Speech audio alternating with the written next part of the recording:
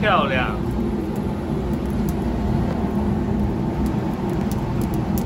早上好 ，Good morning.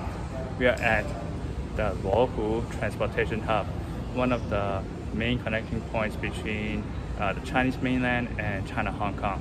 But this time we ain't going down south to the SAR. Instead, we're going up north to Dongguan by railway. Shenzhen is here, in between Hong Kong to the south and Dongguan to the north. Our destination Dongguan was a part of Huizhou, but after its economy eclipsed that of the host city, Dongguan was given city status in the 80s. Since then, it has grew by leaps and bounds, but also grew notorious because of some industries. Today, the situation has improved by leaps and bounds too, and it is one of the keynotes of the Greater Bay Area. I'm also pleased to find that despite all the crazy growth, the city's history and heritage have largely been preserved, from garden to fortress, and of course, gastronomy.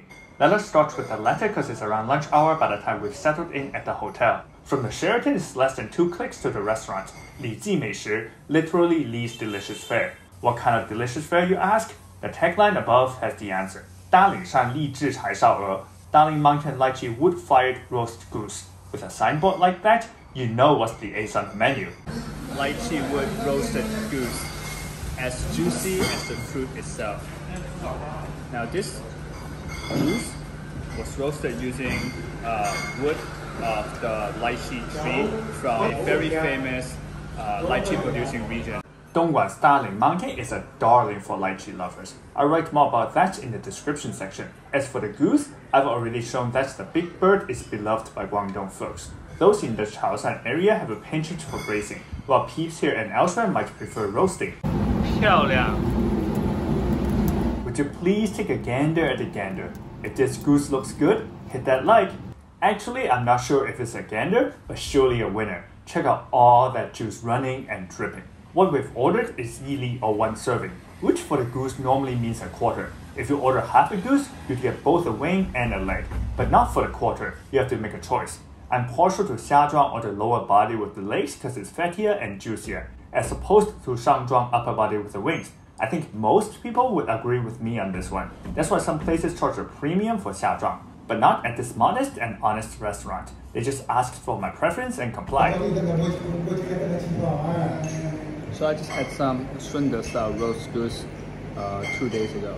That set a pretty high bar, but this is on a pretty incredible level. The skin isn't quite as crispy, even though it has the advantage of being fresh off the grill. However, the meat is super juicy. Like I said, as juicy as the fruit itself. That Xuanzong glass-skinned goose I had was cracking. Maybe that restaurant back in Shenzhen takes extra care for that extra crisp. Some common techniques include blowing air into the goose to inflate the body, which causes the skin to puff out and detach from the flesh, and applying a glass skin glaze, then thoroughly hang drying to harden skin surface. Here, they might or might not have undertaken such preps. Regardless, this goose has the upper edge in juiciness. Maybe it's got something to do with roasting on demand, then carving and serving right away. The heat has the water molecules all excited and juices flowing. On the contrary, I know that steakless for resting steaks insist letting the meat sit actually helps retain liquid in the slab.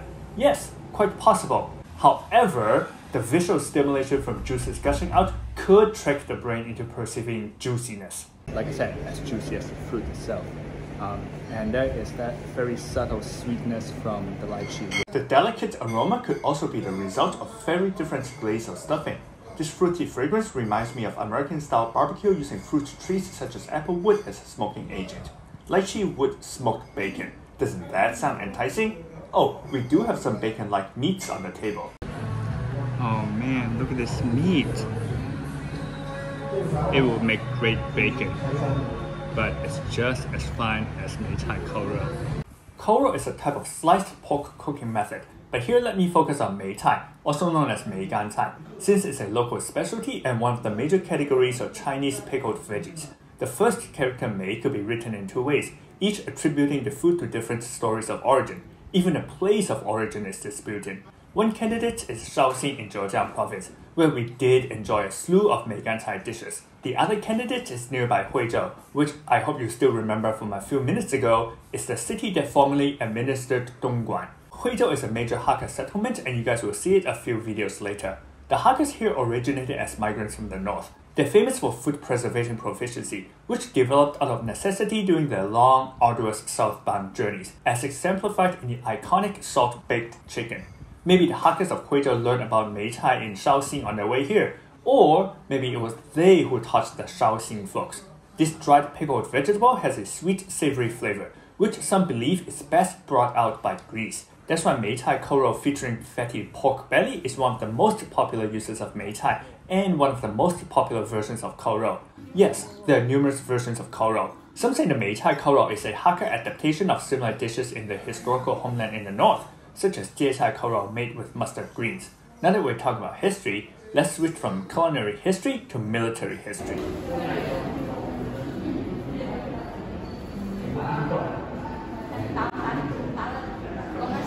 Kaboom! No, that's not some guy trying a demo at E3. It's the Dongguan Naval Warfare Museum, which looks neither fun nor impressive from the outside, but is incredibly dense inside.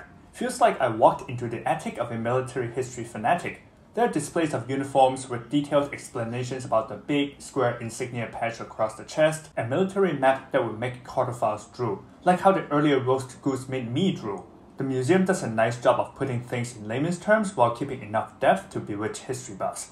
Case in point, I'll become enthralled by this touchscreen and spend quite a few minutes standing there pressing, toggling, and learning. It explains history like a tower defense tutorial.